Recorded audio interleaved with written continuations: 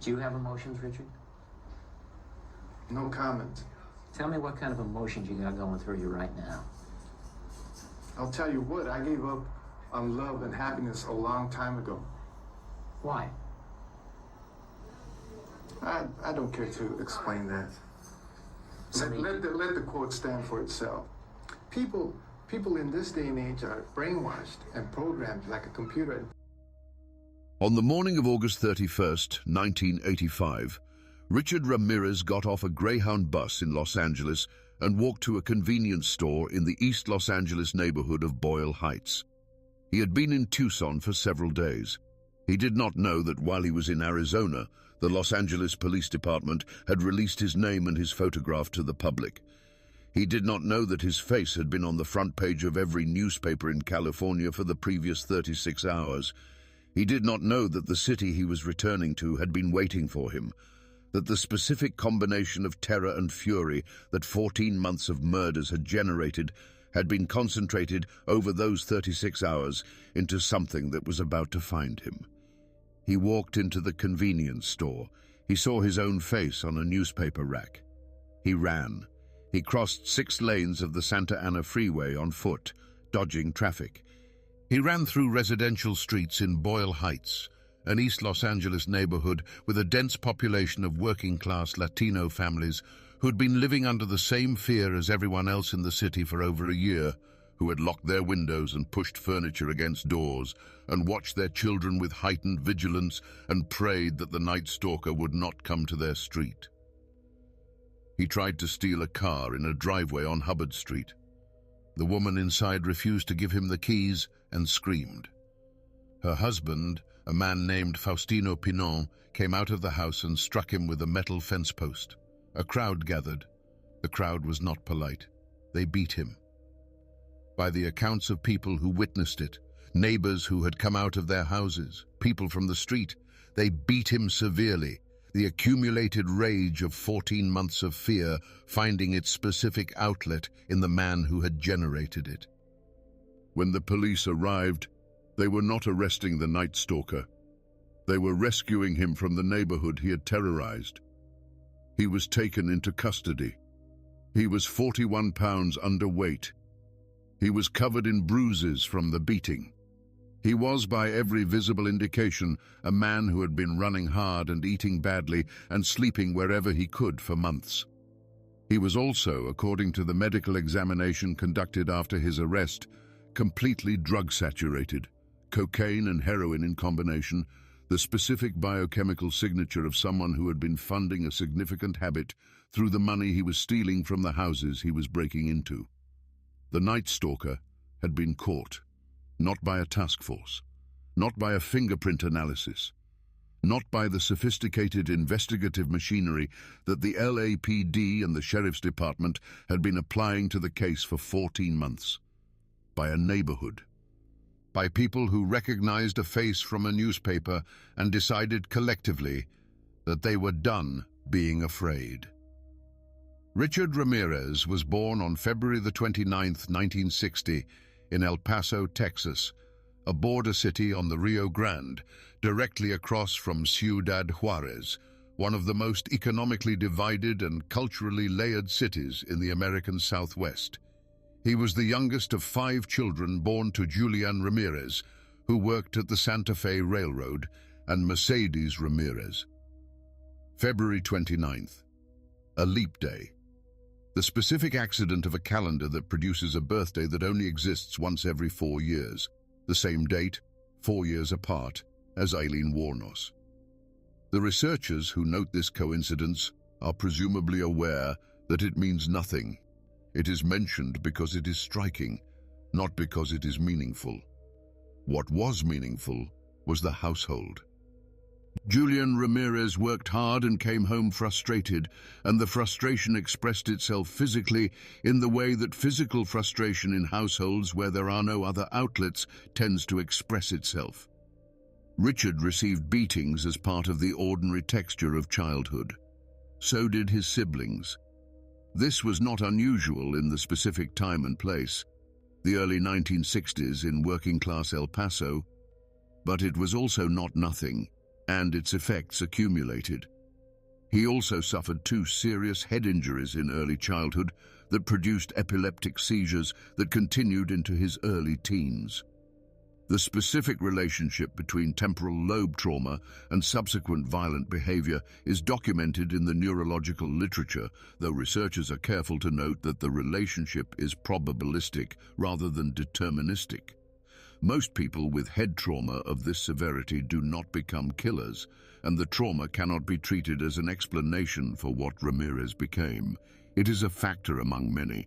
What was the most direct and most documented factor was his cousin Miguel. Miguel Ramirez had served in Vietnam, and he had not left Vietnam entirely when he came back. He had brought pieces of it with him in a way that he chose to share with the people around him, including with Richard. He had photographs of Vietnamese women he had abused and killed during his service, photographs of himself posing with bodies, the specific visual record of wartime atrocity that he had apparently decided functioned as a demonstration of something admirable. He showed these photographs to Richard when Richard was around 12 years old. He described what he had done. He bragged about it. Richard was 12 years old, growing up in a household where physical violence was normal, where his brain had been damaged twice, where the adult males around him were presenting violence as a form of competence rather than a transgression. And his cousin Miguel was showing him photographs and explaining that he had killed women in Southeast Asia and that this made him, in some sense, powerful. When Richard was 13, Miguel shot his wife Jessie in the face during an argument. Richard was in the room. He watched. Miguel was found not guilty by reason of insanity and committed to a psychiatric facility. He was released 4 years later. He returned to the community. He continued to be a presence in the extended family's life. Richard moved out of his parents' house after the shooting and went to live with his sister Ruth and her husband Roberto. Roberto was a voyeur who crept through neighborhoods at night looking into windows, who had developed the specific nocturnal practice of moving through the dark while other people slept and observing their lives from outside. He introduced Richard to this practice, took him along on his nighttime walks, showed him the specific quality of access that the dark and the unlocked windows of sleeping neighborhoods provided. Richard was, by his mid-teens, someone the people around him recognized as seriously troubled. He began using marijuana, then LSD, then cocaine. He dropped out of high school in the 9th grade. He developed an interest in Satanism, not as an organized theological system, but as an aesthetic, a rejection of the Catholic framework in which he had been raised. The specific inversion that appealed to a young man who had decided that the world presented to him by the church and by conventional morality was not the world he inhabited. He developed sexual fantasies that incorporated violence. He stole. He drifted through the specific adolescent underworld that El Paso in the late 1970s provided to a young man with his history and his lack of direction. In 1982, when he was 22 years old, he moved to San Francisco. He settled in the Tenderloin district, the specific neighborhood of cheap hotels and street economies, and the marginal population that has occupied that part of San Francisco since the Barbary Coast era. He lived in a hotel. He supported himself through petty theft. He was nobody in every visible sense. One of several thousand young men living in marginal circumstances in the Tenderloin, doing nothing that distinguished him from any of them. In April of 1984, a 9-year-old girl named May Leong was found dead in the basement of the hotel where Ramirez was living. She had been sexually assaulted and murdered. The case was not solved at the time. In 2009, DNA evidence recovered from her remains was matched to Richard Ramirez. He was never charged. He was already on death row for other crimes, and the statute of limitations for prosecution was complicated by the years that had passed. But the DNA established that his crimes had begun in San Francisco, with a 9-year-old girl, before anyone in Los Angeles knew his name. He moved to Los Angeles later in 1984. The murders that made him famous began that summer. Jenny Vinco was 79 years old, a retired woman living alone in her apartment in Glassell Park, a neighborhood in the northeastern part of Los Angeles.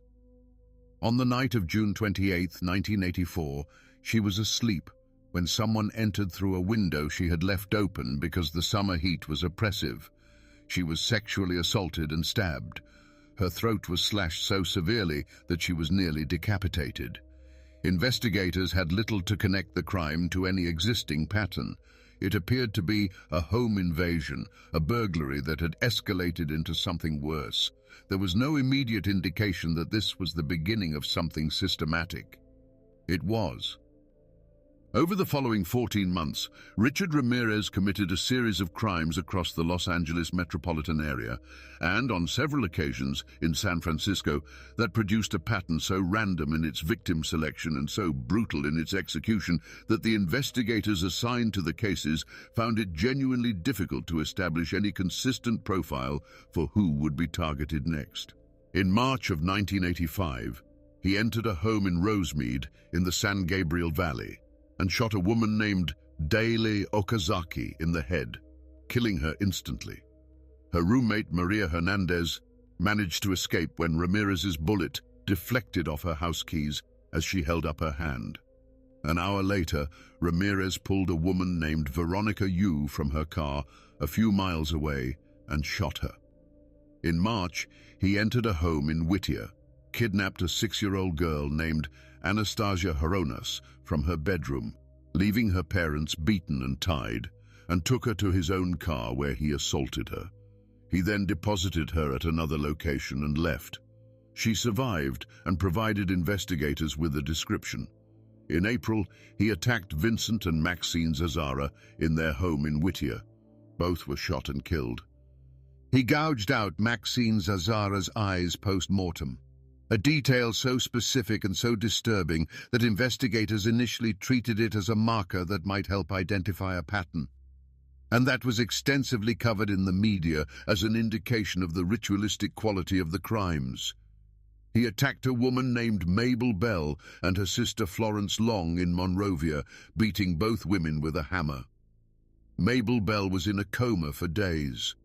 Florence Long, 81 years old, died from her injuries. He drew pentagrams on the walls and on Mabel Bell's thighs. He killed a man named Bill Doy in Monterey Park and critically wounded his wife, Lillian.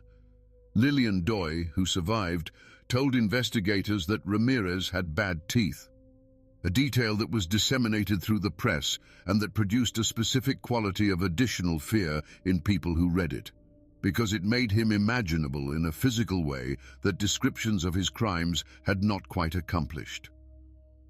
He killed Joyce Nelson, 61, in Monterey Park. He killed a man named Christopher Peterson in Northridge and left his wife severely injured. He killed Maxon Nealing and his wife Layla in Sun Valley. He attacked Patty Elaine Higgins in Arcadia, killing her. He killed Mary Louise Cannon in Arcadia. He killed Deidre Palmer in Arcadia. He attacked Joyce Lucille Nelson in Los Angeles, killing her. He killed Chainarong Kovananth in Sun Valley and raped his wife.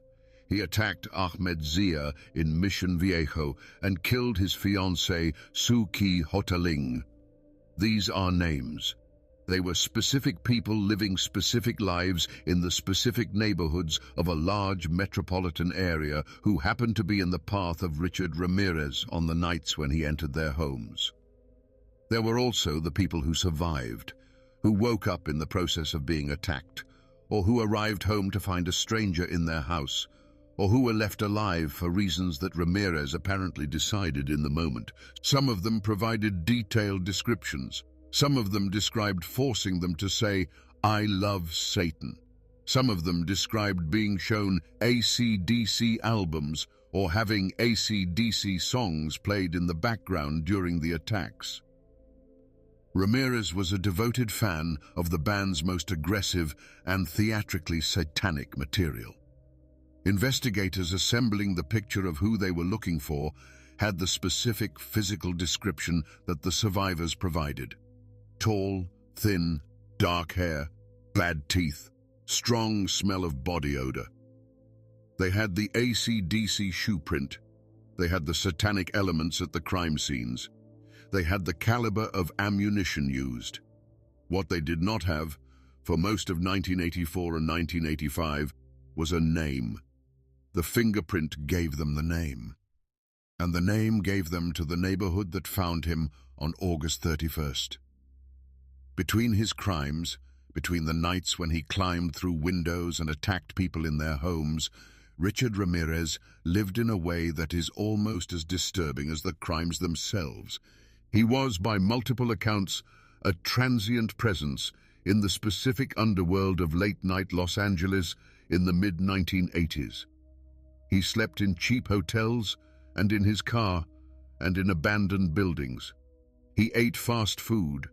He spent his money on cocaine and heroin and on the AC/DC albums and satanic literature that organized his interior life. He was, in the daylight hours, completely unremarkable. Thin, dark-haired, with the bad teeth that multiple survivors mentioned to investigators, wearing the specific combination of cheap clothing and indifference to personal hygiene that characterized the visible homeless population of the neighborhoods where he moved. He was not the kind of person that people looked at and registered as significant.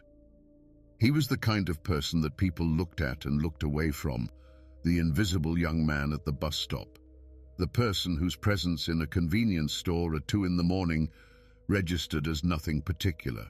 He moved through the city that way. He identified neighborhoods and streets and specific houses during daylight. Driving or walking through the suburban tracts of the San Gabriel Valley and the San Fernando Valley, noting the single-story houses with the windows left open, the isolated properties, the houses where no lights were on at 2 in the morning.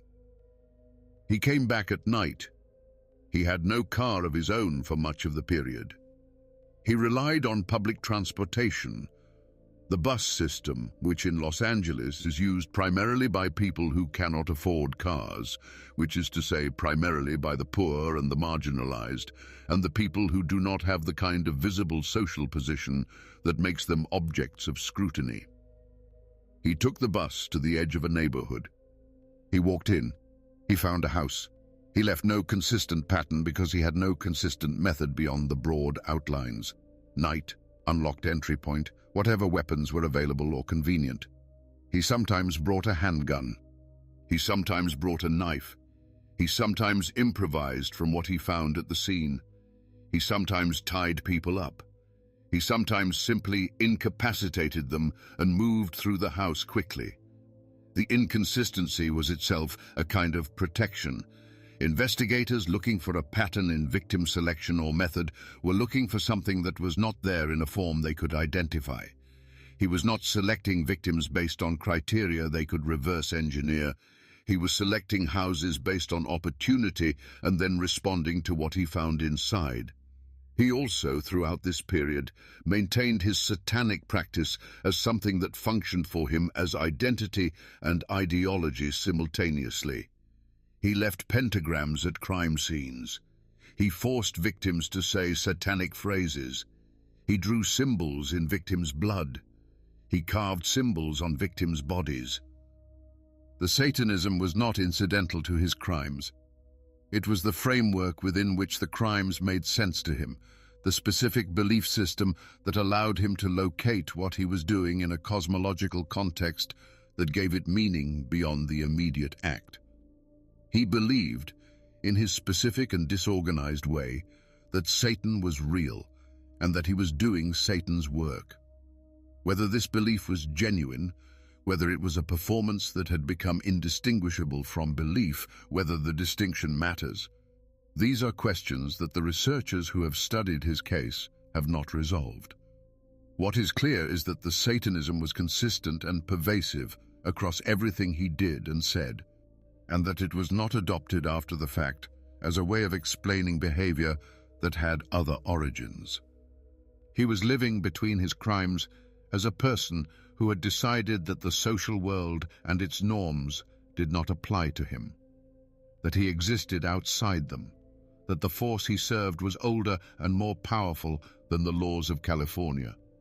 He served that force as he understood it for 14 months. Then he got off a bus and walked into a convenience store, and his own face stared back at him from a newspaper rack. And the world that had been looking for him closed in from all directions at once. He changed that.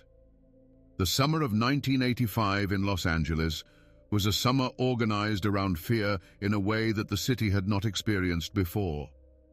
The Night Stalker coverage, which was constant, which was on the front page of the Los Angeles Times and the Herald Examiner every week, which was on every local television news broadcast every night, produced a specific public psychology that combined the genuine threat with the media amplification of that threat into something that affected the daily behavior of millions of people.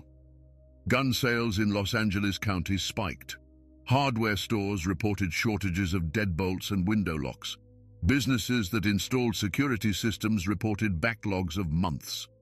The police issued a series of public advisories about home security. Lock your windows at night, install motion sensor lights, be aware of strangers near your property, that were followed anxiously by people who had previously not thought about these things. The specific fear that the Night Stalker generated was different from the fear generated by serial killers who had a pattern. Bundy had targeted young women with a specific appearance. The Hillside Strangler had targeted young women in specific circumstances. The fear they generated was real, but bounded. You could, if you were not a young woman with brown hair living in the Pacific Northwest, feel that your risk was limited. The Night Stalker offered no such comfort. He attacked old women and young men and children and couples. He attacked affluent neighborhoods and working-class neighborhoods. He attacked the San Fernando Valley and the San Gabriel Valley and individual neighborhoods across a metropolitan area of over 10 million people. There was no group of Angelenos who could tell themselves with any confidence that they were not at risk. Old people who lived alone in single-story apartments pushed furniture against their doors. Couples in suburban ranch houses moved to second-floor bedrooms and left the ground floor empty at night. Parents moved their children out of ground-floor rooms. People who had always left their windows open in the summer heat, who had grown up with open windows, who had never locked their windows in their lives, started locking them and lying awake anyway, listening. The city sold out of window locks. The police received thousands of tips. Most of them were nothing. A few of them produced leads that were followed and that produced nothing. The task force working the case grew larger and more resource-intensive without producing an arrest. Then the fingerprint came back with a name. Then the name came back with a face. Then the face went on the front page of every newspaper in California. Then Richard Ramirez got off a bus in Los Angeles on the morning of August 31st and walked into a convenience store in Boyle Heights and saw his own face on the newspaper rack. He ran. He crossed 6 lanes of freeway on foot. He ran through residential streets. He tried to carjack a woman in her driveway. Her husband came out with a fence post. A crowd gathered. The crowd was the neighborhood. Boyle Heights, a dense, close-knit, working-class Latino community where people knew each other, where people watched out for each other's families, where people had been living for 14 months with the same fear as everyone else in Los Angeles. They had seen the newspapers. They had locked their windows and worried about their parents and their children. They had been living in the Night Stalker's city, and now the Night Stalker was running through their streets. They caught him. They beat him with fence posts and whatever else was at hand. The police arrived to take custody of a man who was already subdued, who had been subdued by the neighborhood he had been terrorizing. He was, when the officers loaded him into the patrol car, covered in blood and bruises and the specific physical evidence of what a neighborhood's accumulated rage looks like when it finds its object. The city's response to the arrest was not primarily relief, it was satisfaction.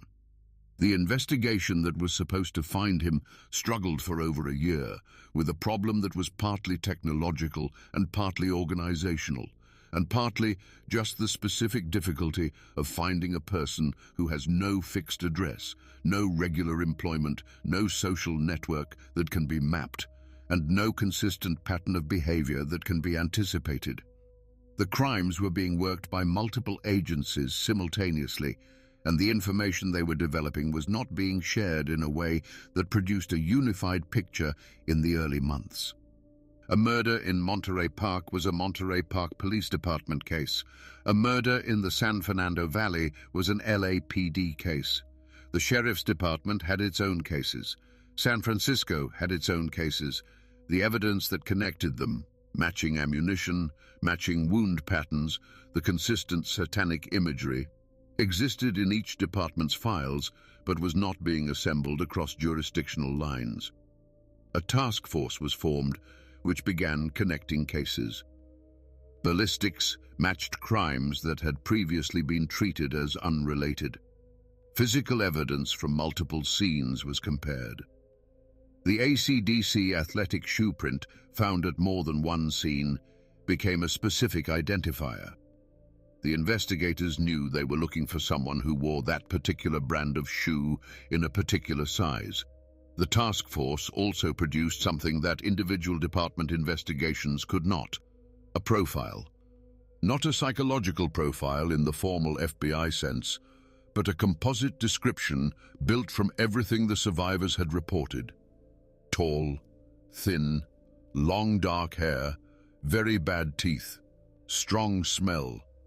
The specific detail about the teeth appeared across multiple survivor accounts, a detail that, when reported in the press, produced a particular quality of reaction in readers, because bad teeth are a specific marker of poverty and neglect, and the person described was suddenly imaginable in a way that made the fear more concrete rather than less. What the task force could not produce without the fingerprint was a name. The fingerprint came from a stolen car, a car Ramirez had taken after one of his attacks and abandoned, and from which investigators recovered a partial print from the steering column. The print was submitted to AFIS, the automated fingerprint identification system that California had been developing since the late 1970s, and AFIS returned a match. Ricardo Leyva Munoz Ramirez, whose prints were in the database from a minor traffic stop in El Paso years earlier. A photograph was obtained from El Paso records. It was a traffic stop photograph, not a mugshot, taken at a distance, not in ideal lighting, several years old. But it showed a face. The Los Angeles Times published it on August 30th, 1985. The LAPD held a press conference and released his name. Television news ran the photograph on every evening broadcast. By the following morning, every person in California who read a newspaper or watched television knew the face and the name of the Night Stalker. By that afternoon, he was in custody. The atmosphere in Los Angeles in the days after the arrest was something that the reporters covering the story tried to describe and never quite captured adequately.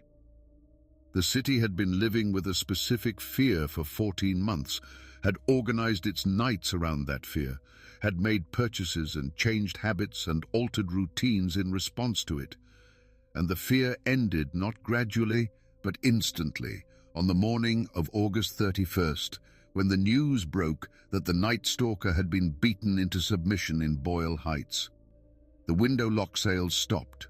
The gun stores reported that the surge was over. People who had been sleeping with furniture against their doors pushed it back where it belonged.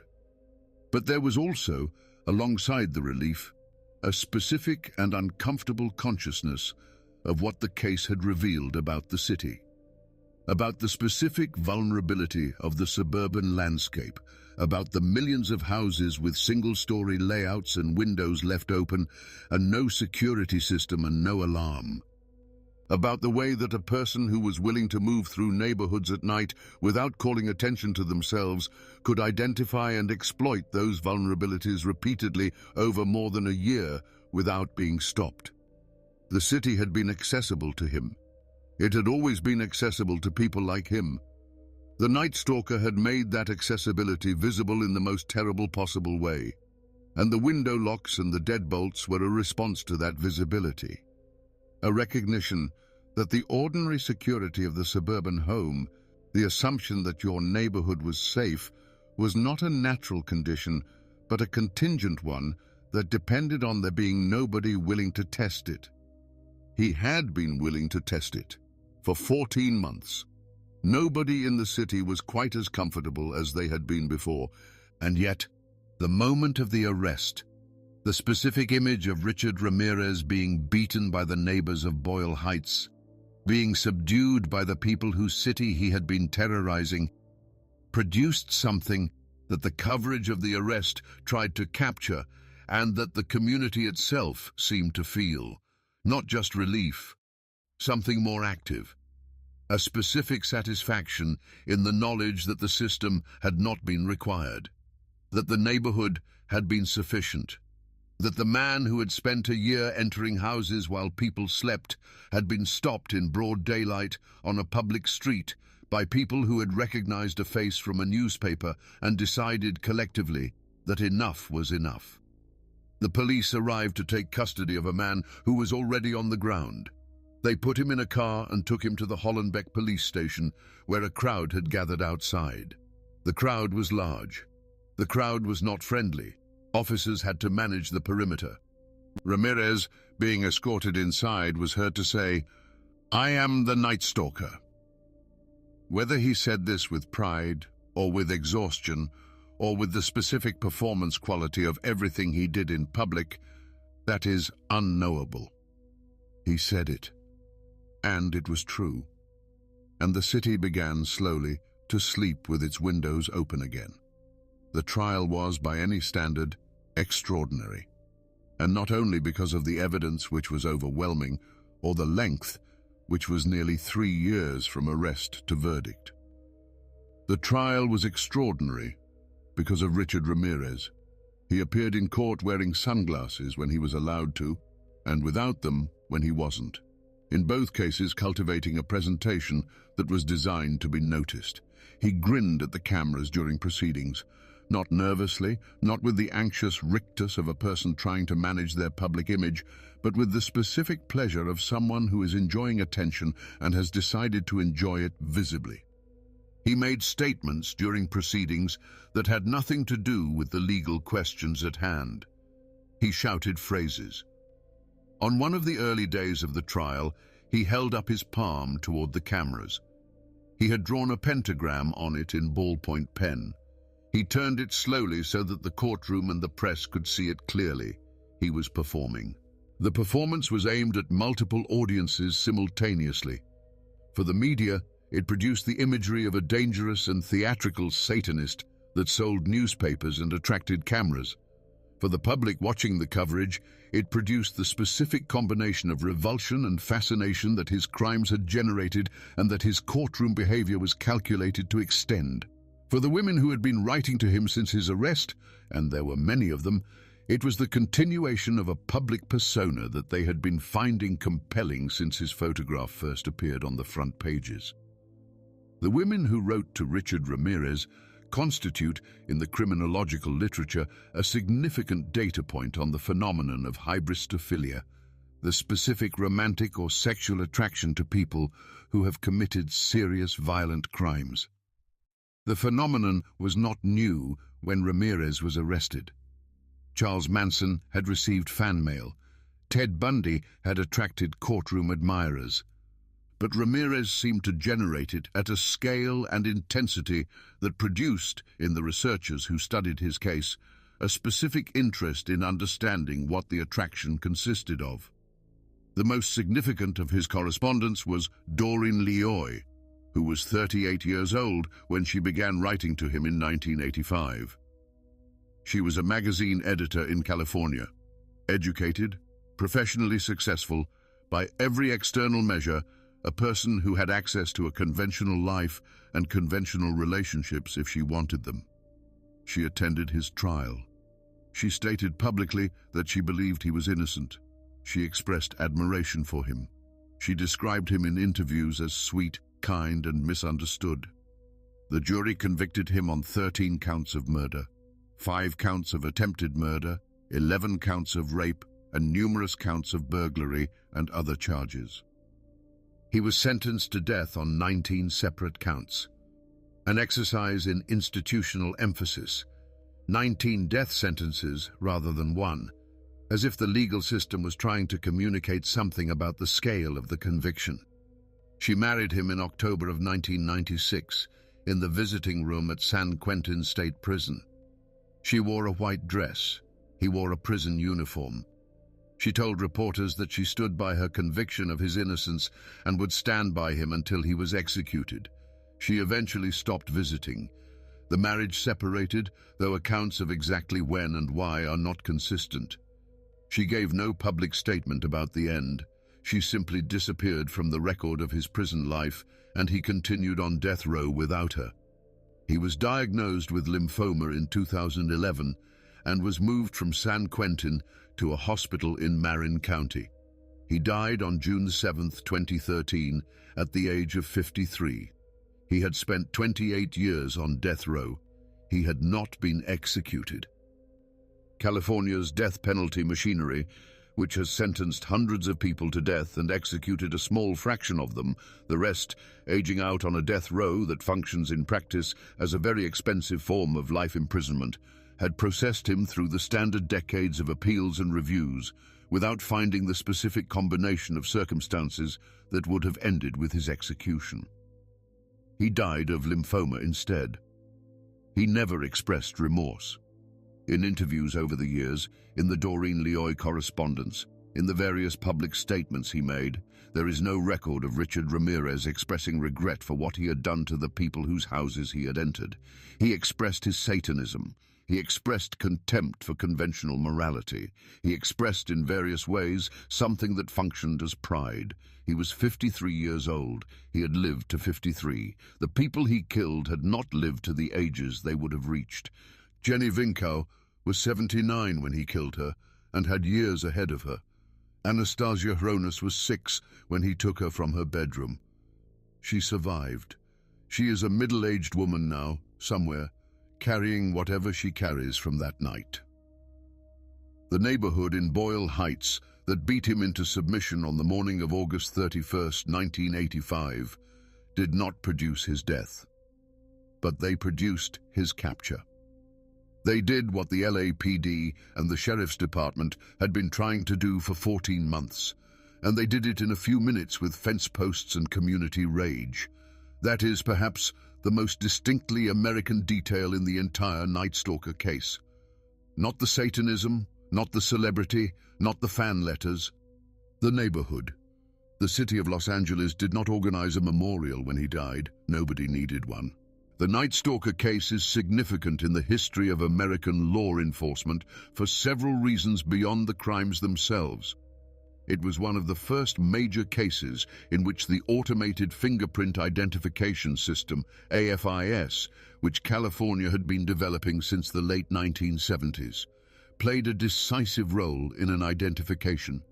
The partial print from the stolen car, compared against a database that now contained millions of records, returned a match that investigators had not previously made through conventional methods. The technology was new, and its limitations were not yet fully understood, but in this case it worked precisely as intended. A fragment of biological material left at a crime scene, run through a database, produced a name. Without AFIS, the partial print might have been compared manually against a much smaller set of candidate records, and the identification might have come later or not at all.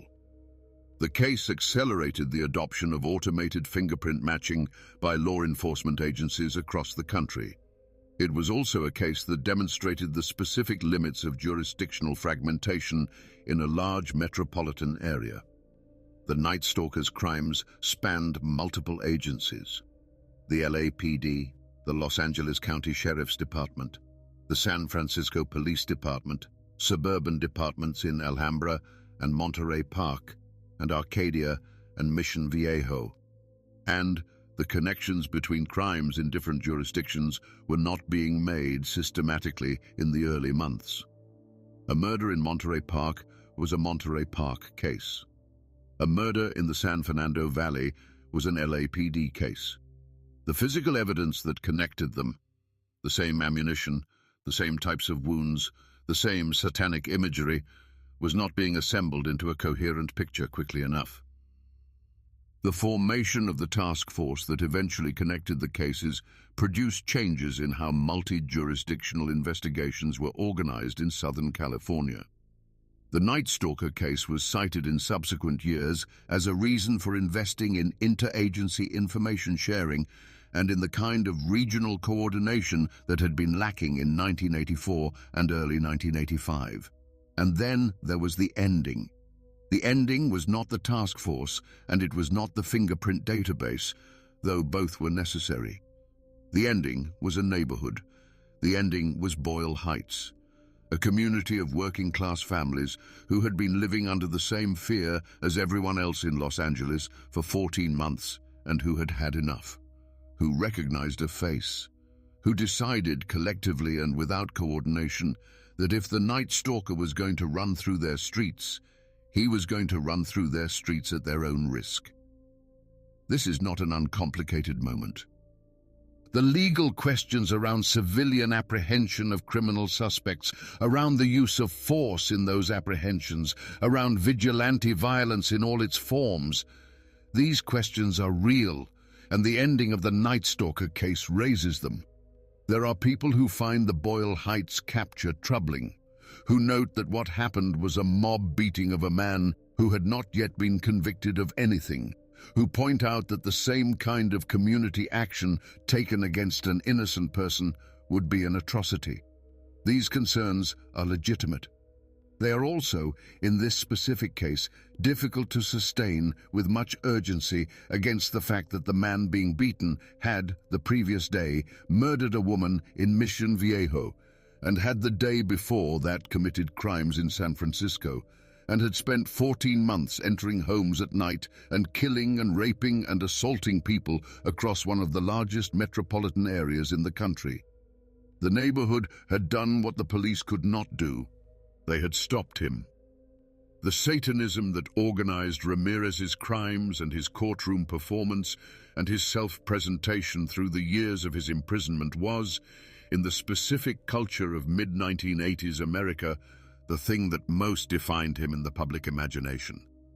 The 1980s were the era of the satanic panic, the period of widespread public alarm about satanic ritual abuse, about hidden satanic influences in music and popular culture, about the specific fear that the devil was organizing a campaign against American children through encoded messages in rock albums and through cult networks in suburban communities.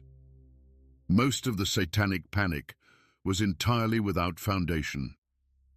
The ritual abuse claims that generated thousands of prosecutions in the 1980s and early 1990s were largely false, produced by misguided therapeutic techniques that led children to describe events that had never occurred. Richard Ramirez was not false. He was real. And he was, loudly and publicly and with evident sincerity, exactly the Satanist that the moral panics of the era were claiming to be worried about. He had AC/DC albums, he had pentagrams, he forced his victims to say satanic phrases. He displayed a hand-drawn pentagram in court. He was, in this specific sense, the nightmare that the decade had been warning itself about. Whether his Satanism was the cause of his crimes, or whether it was the framework he imposed on crimes that had other origins, is a question that researchers have debated without resolution. The violence preceded the formal satanic identity. The head injuries, Miguel's influence, Roberto's voyeurism, the drug use, all of these came before the explicit Satanism. The Satanism provided a vocabulary and a context. Whether it provided a cause is less clear. What is clear is that he used it deliberately, in the courtroom, and in his correspondence, and in the way he spoke about himself, to construct a specific public identity. He was not going to be processed through the criminal justice system, as a confused and damaged young man from El Paso. He was going to be the Night Stalker. He was going to be the Satanist. He was going to be the figure that the 1980s had been afraid of. He succeeded. He died on death row in 2013, still famous, still generating documentaries and podcasts and true crime coverage, still receiving, even in retrospective coverage, the specific kind of attention that he had been cultivating since the day he held up his palm in that Los Angeles courtroom and turned it slowly toward the cameras. He was 53 years old. The people he killed were not. Jenny Vinco had been 79 when he entered her apartment. She had more years ahead of her. The child in San Francisco had been 9. Anastasia Hronis had been 6 when he took her from her bedroom. She survived. She is in her mid-40s now, somewhere, living her life. But before the final accounting, before the death certificates and the prison records and the legacy debates, there were the specific people who survived and who have spoken about what it meant to have encountered Richard Ramirez and lived. Maria Hernandez was one of them. She was 22 years old on the night in March 1985 when Ramirez entered the home she shared with her roommate Dale Okazaki in Rosemead.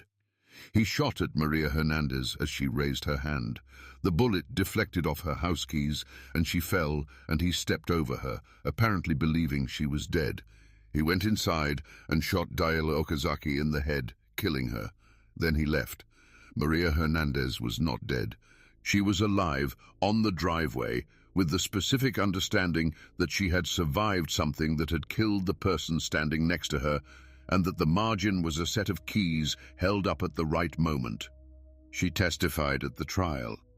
She faced Ramirez in the courtroom and identified him. She described what had happened.